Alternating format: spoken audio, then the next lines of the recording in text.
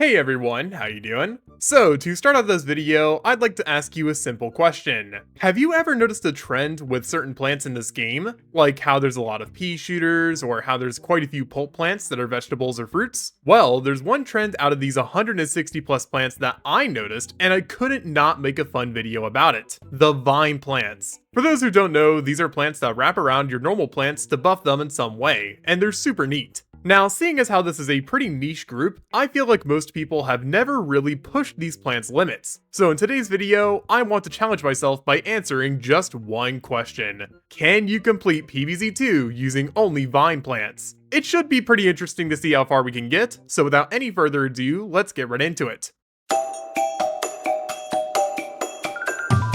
Alright. Sorry I have to do this, but we can't just jump in without explaining the rules. So here's what we're working with. First of all, I should clarify what plants we're working with here. So the plants in order are Blastberry Vine, Pyre Vine, Shine Vine, Explodivine, Gloom Vine, Pea Vine, and Power Vine. Any other plants that wrap around normal plants are not being considered for this challenge as they lack the vine name and or the vine attributes. As stated in the title of the challenge, we can only use these plants in normal levels too. Obviously, if there are plants on the battlefield already, I can use those. But anything else besides a few exceptions I'll get to are not allowed to be used. Now, as for the actual rules, there's not too much here. 1. I can't purchase plant food, use power-ups, or invest in the Zen garden. This is a given for a challenge like this, it would be too easy if I could. 2. No leveling up the vines or any plants in general. All vines are going to stay at level 1 as that's the base level they were made to be at. I'm not tampering with PVZ2 more than PopCap already has, okay? And finally for 3, it's the general rules. We're playing by the game's rules here, so if I have to use plants that the level picks for me, it will not go against the challenge, as it's the game forcing me to, not myself.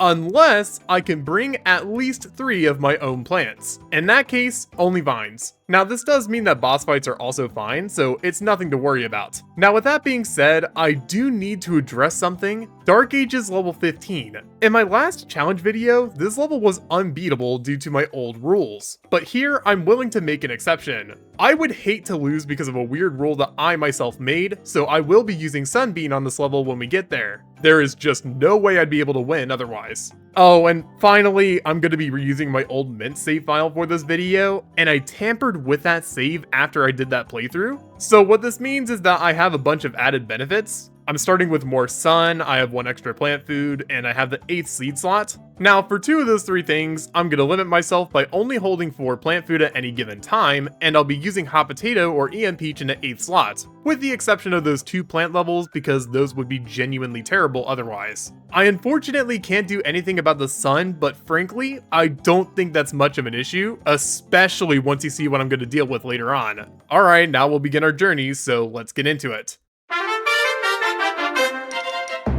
Ah yes, the first 3 worlds. With them being the classics they are, I feel like I have to give them some proper coverage in this video. So with that being said, we'll go through what I dealt with. Starting in ancient Egypt, I really underestimated how weird it would be to use my vines as the only plants. Like, I didn't struggle or anything, but getting used to the fact that Sunvine cost more to place down than it was worth was weird. That, on top of the fact that I didn't even know which vine I wanted to use as my attacker, made this world a weird one. As for the difficulty, yeah, there was none. This is ancient Egypt, not Big Wave Beach. Yet. We'll get there eventually. Now, if I had to make a singular complaint about this world, it's that because I was experimenting so much, I didn't really have any setups in mind. So I kind of just used every vine, which is something that I didn't do for any world beyond this, and I'll explain why that's the case later on.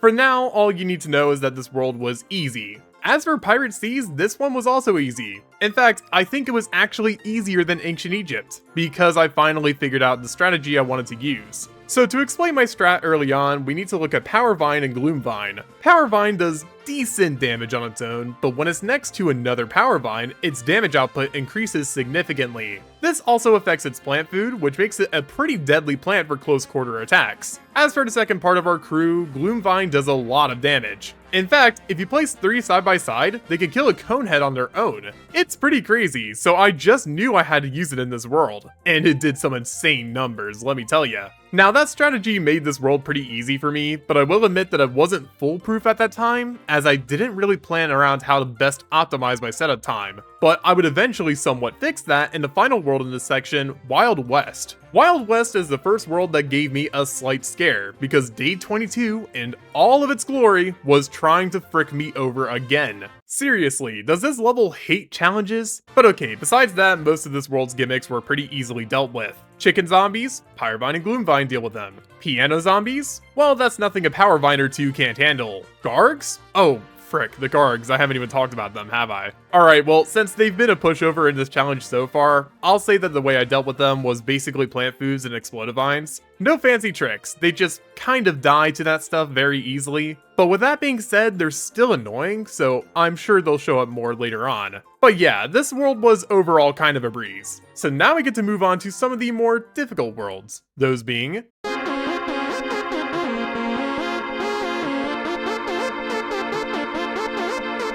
okay, so things seem to have gotten a little more interesting. Actually, a lot more interesting. See, these 3 worlds started to get me worried about this challenge, because there was some crazy crap I had to pull off in order to get through these ones. Let's just start with the world that gave me the most trouble here, Frostbite Caves. Day 11 was torture. I spent a long time trying to beat this one level, but nothing was working. I used every vine I had, but because I could only take 3 with me, I had to be very careful on which ones I chose. So I eventually got through them all, and the one that ended up working was the MVP of this challenge that I didn't even use that much before. Explodivine. It turns out that my Garg Destroyer is also a generally good plant for just about any scenario because it's basically a cherry bomb times 2. It's busted, if I'm going to be completely honest. But regardless of how I feel about it, this plant did get me through the level, and the world was eventually completed pretty easily, thanks to Pyrevine. Seriously, without it, I think this challenge would have ended here. As for Lost City, this world was a bit rough too. Shovel zombies aside, almost everything here was annoying at the very bare minimum.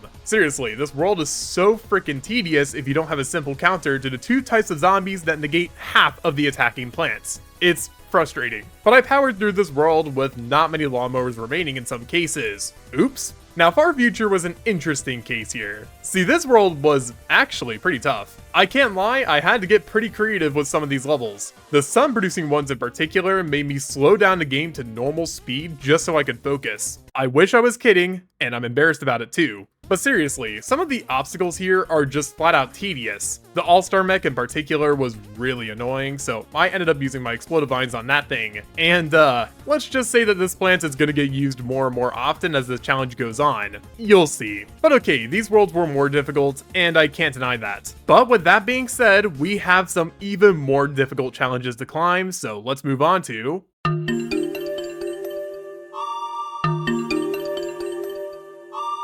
oh boy, these were something else. Okay, so we're just gonna start with the biggest problem world out of these 3, Dark Ages. So remember when I said that the 100 sun from my save file wasn't really an issue here? Well, this is why. Shinevine costs 75 sun. I start with only 25 more. So basically, my life would have been 10 times more difficult if I didn't have that extra 25 sun. Now with that being said, I think it's time I talk a bit more about the vine perks here, as this does actually play into this world quite a bit. So let's talk Sunvine and Explodivine. Sunvine is not classified as a true sun producer, as it refreshes like every other normal plant at the start of a level. On top of this, it also stuns zombies eating it briefly, while dropping sun like it's some sort of sunbeam. As for Explodivine, this plant deals massive damage to anything in a 3x3 radius of itself when placed down, then deals the same damage when it's given plant food or dies via eating. So why am I giving you the specifics now? Well, that's because this entire world basically revolved around these 2 plants.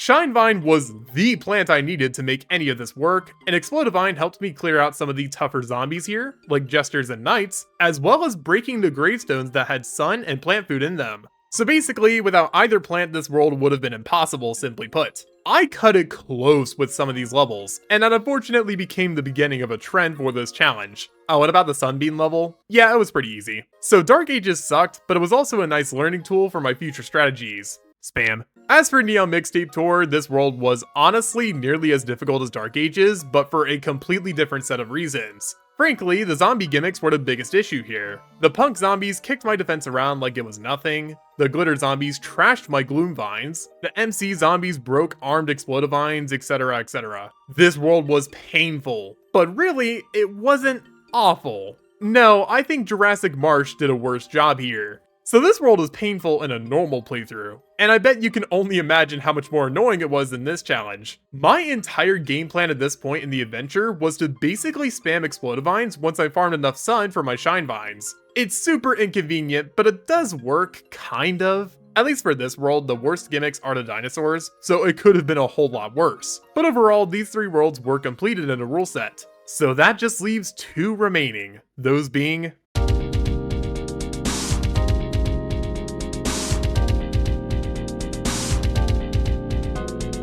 Big Wave Beach and Modern Day. These 2 worlds would prove to be the longest in a challenge by far, and yeah, I'll admit my patience with this challenge was starting to run thin by the end, so I apologize if these worlds seem to not get covered too extensively. So for Big Wave Beach first, this world has issues. A lot of them actually. First of all, I can't use lily pads. Now, I could have made an exception for them, but I honestly didn't feel like I needed to, and yeah, I didn't. We'll get to why that is in a bit. This world has some serious problem levels, like level 25.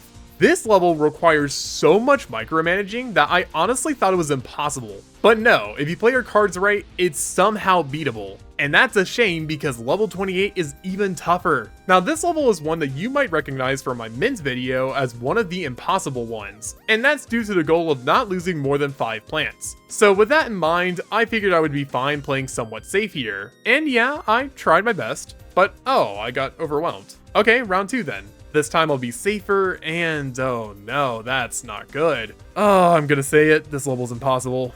Here's the main reason why. Snorkel zombies. As some of you might recall from my Mint challenge video, no mints could easily kill a snorkel while they were submerged. So take a good guess as to how this went with my vines. Yeah, none of them could take care of snorkels besides Gloom Vine, but you need to use its plant food just to kill them. That's bad. So yeah, I'm gonna throw in the towel now. But we can still continue onwards, so let's go ahead and do so. Day 29 sucks, and you need lily pads to beat it too, so yeah. Another technically impossible level under my rules. And the final problem level was 30, which is maybe possible, but like with my Mints video, I already lost, and frankly, this level seems even more hopeless than the Mint one since the goal is to protect the endangered crocodiles, and the vines don't protect them from the hook. Awesome. But besides those 3 levels, yes, Big Wave Beach is possible. For as annoying of a world as it might be, this is mostly beatable. So yeah, we'll move on. Modern Day is our final challenge here, and it's pretty annoying as well.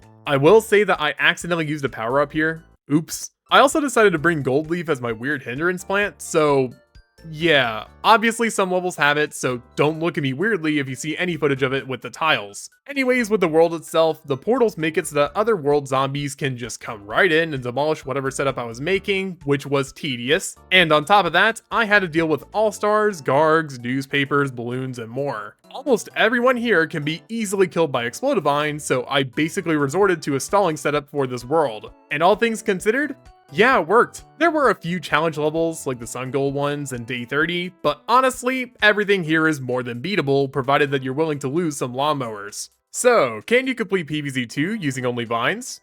No, but wow, it's almost possible. Besides technically 3 levels, you can actually beat everything this game throws at you, which I just find to be awesome. Seriously, it's nuts how using support plants only can get you so far in the adventure. And with that conclusion, I'll be ending this video here. Thank you all so much for watching until the end, I really do appreciate it. This challenge video was a really fun one to make, especially since it wasn't just me placing mints down. Yeah, admittedly, that was a bit hard to sit through. But let me know, do you think I should have been more lenient on the challenge? Or do you think I was too generous with my circumstances? Tell me your thoughts and more in the comments down below. And if you're new around here and you like what you saw, then maybe consider subscribing too. It helps me out a ton. Now as for me, I got a particular vine that I'd like to add to PVZ2, so I'll be heading over to PopCap's PVZ2 division. Peace.